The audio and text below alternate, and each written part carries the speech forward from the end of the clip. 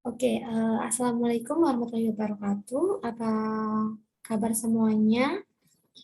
Semoga baik-baik saja dan dilancarkan semua urusannya. Jadi minggu kemarin kita sudah bahas tentang pertanian berkelanjutan. Jadi pada kesempatan hari kali ini kita mau bahas tentang penerapan pertanian yang terintegrasi atau terpadu. Itu sama aja.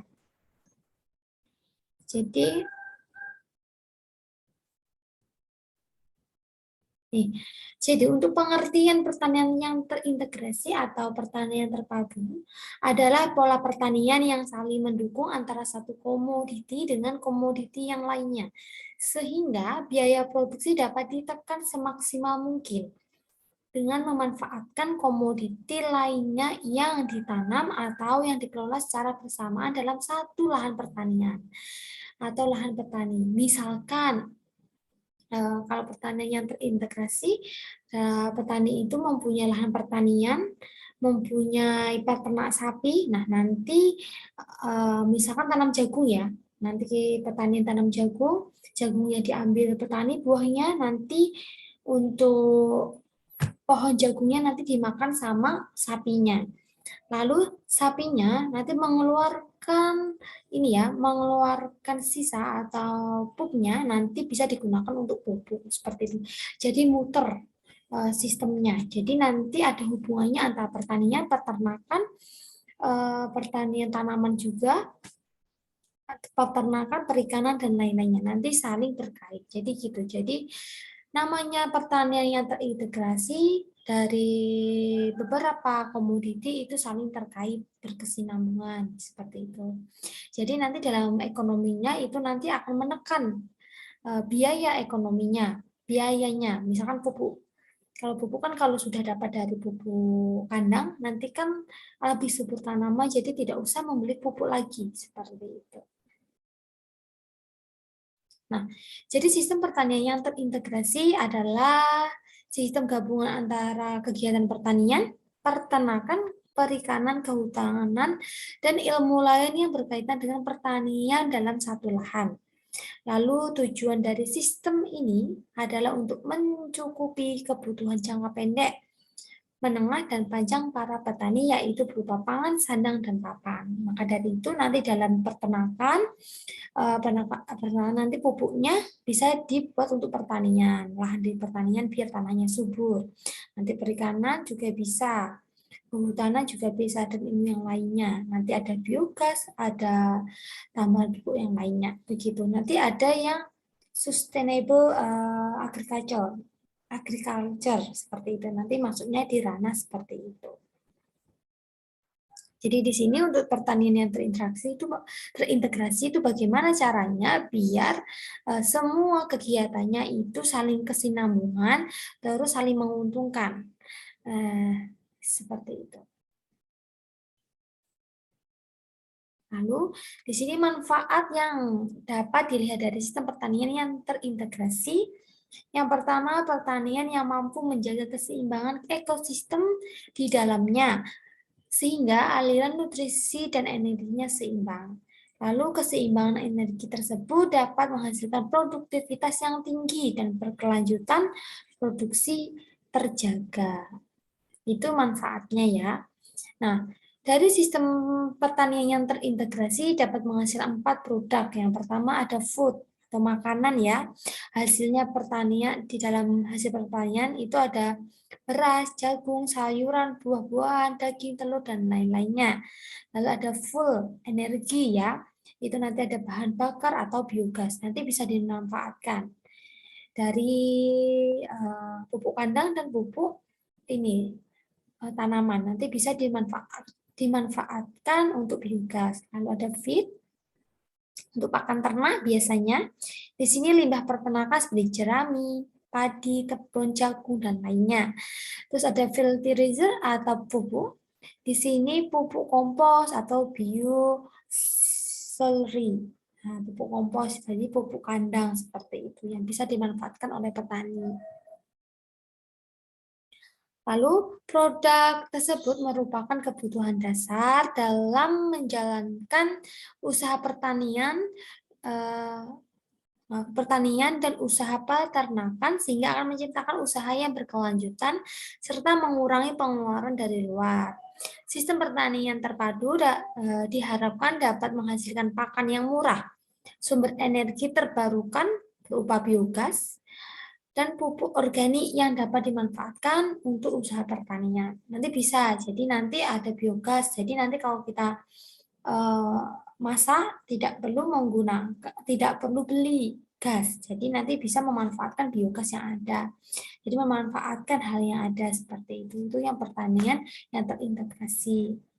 Jadi tidak membuang semua bahan-bahan dari hasil pertanian. Semuanya walaupun itu kotoran nanti akan dimanfaatkan. Lalu keuntungan yang diperoleh dari sistem pertanian terpadu adalah terjadinya peningkatan keluaran hasil atau output yang lebih bervariasi. Jadi dengan adanya pertanian berlanjutan atau terpadu, nanti keluarannya nggak cuman misalkan bertanam yang dikeluarkan nggak cuman buahnya aja yang bisa dikonsumsi, tapi juga bisa dikonsumsi oleh hewan. Nanti kalau tidak dikonsumsi oleh hewan, nanti bisa diolah kembali menjadi pupuk. Selain menjadi pupuk, bisa diolah kembali menjadi biogas seperti itu. Jadi nanti variasi hasilnya. Nah, untuk secara ekonomi, sistem pertanian terpadu memiliki keuntungan lain, yaitu memperkecil resiko kegagalan panen. Gagal atau penurunannya panen dari salah satu komponen masih dapat ditutupi oleh keadaannya atau hasil panen dari komponen yang lainnya dengan meningkatkan pendapatan petani. Karena input yang berikan akan menghasilkan output yang bervariasi dan berkelanjutan. Jadi, misalkan gagal panen seperti itu, misal suatu saat petani itu gagal panen, nah petani itu tidak merasa dirugikan banget, tapi ruginya itu cuma sedikit aja nanti. Karena dengan petani nanti gagal panen nanti bisa divariasikan kembali hasilnya, bisa digunakan untuk biogas, bisa digunakan pupuk, atau digunakan untuk pakan peternakan. Sama aja misalkan nanti peternakan hasilnya penjualannya jelek, nanti bisa dimanfaatkan kembali untuk dan yang lainnya. Gitu. Jadi saling berintegrasi dan saling berkelanjutan seperti itu. Nah, ini salah satu skema pertanian berintegrasi ya. Jadi di sini ada lahan pertanian. Nah, pertanian itu kan misalkan ada buah-buahan, ada jagung, ada beras. Nanti hasil pertanian ini ada limbahnya. Limbah pertanian nanti digunakan untuk pakan, ya, untuk pakan pertanian. Nah, pakan nanti ini akan dimakan sama sama ayam, sama sapi, sama kambing, ya kan? Nanti akan menghasilkan daging dan telur, dan daging sapi, daging telur.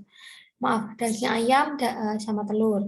Lalu nanti kalau yang sapi akan menghasilkan susu atau daging sapi. Nah, nanti di peternakan nanti akan menghasilkan yang bisa dikonsumsi tadi ya, nanti yang diolah kembali nanti akan ada pupuk. Nah, pupuk nanti bisa dimanfaatkan untuk lahan pertanian dan bisa juga dimanfaatkan oleh biogas. Nah, nanti kalau pupuk untuk pertanian ya untuk pupuk biasa, nanti kalau digunakan dalam biogas, ya kan? Untuk biogas nanti akan dimanfaatkan untuk pembangkit listrik, untuk gas LPG, untuk masak biasanya, dan untuk pupuk itu juga seperti itu. Jadi saling berinteraksi, jadi tidak membuang kotoran atau limbah pertanian, peternakan dan lainnya. Jadi saling berinteraksi, lalu hasilnya pun bervariasi yang dihasilkan begitu. Lalu ini contoh penerapan pertanian terpadu ini hanya beberapa contohnya ya. Contohnya sebenarnya banyak sekali. Ini saya tampilkan cuma beberapa aja. Nanti kebanyakan. Nah, ini ada contohnya pengolahan limbah jerami. Nah, limbah jerami yang berasal dari sisa panen padi dapat dimanfaatkan sebagai pakan ternak. Namun, kandungan nutrien yang rendah menjadi kelemahan dalam memanfaatkan jerami sebagai pakan ternak yang berkualitas. Nah, kualitas dari hasil jerami dapat ditingkatkan melalui teknologi fermentasi atau amoniasi. Jadi, biar jerami itu gizinya lebih bagus, lebih banyak untuk peternak, nah nanti akan difermentasi lagi, akan ditambah lagi difermentasi atau diamoniasi. Nah, jerami yang difermentasi ini dibuat dengan cara memanfaatkan aktivitas mikroorganisme dalam memecah senyawa organik serta anaerobik. Pembuatan jerami fermentasi menggunakan jerami segar habis panen atau yang kering. Lalu yang jerami amoniasi ini adalah berprinsip pada penambahan amonia pada jerami sehingga dinding sel pecah menjadi karbohidrat sederhana dan mudah dicerna oleh ternak. Sumber amonia yang dipakai berasal dari urea. Menggunakan urea pada pakan ternak harus dilakukan secara hati-hati. Menggunakan urea tidak boleh melebihi 1% dari total konsum. Jadi gitu. Tapi untuk cara-caranya nanti kalian bisa search ya. Bisa search di internet bagaimana cara membuat jerami yang berfermentasi atau jerami amoniasi seperti itu. Jadi ini dimanfaatkan untuk pakan biar pakannya lebih bergizi, jadi harus difermentasi dulu atau diamoniasi. Jadi tidak langsung disihkan ke ternak.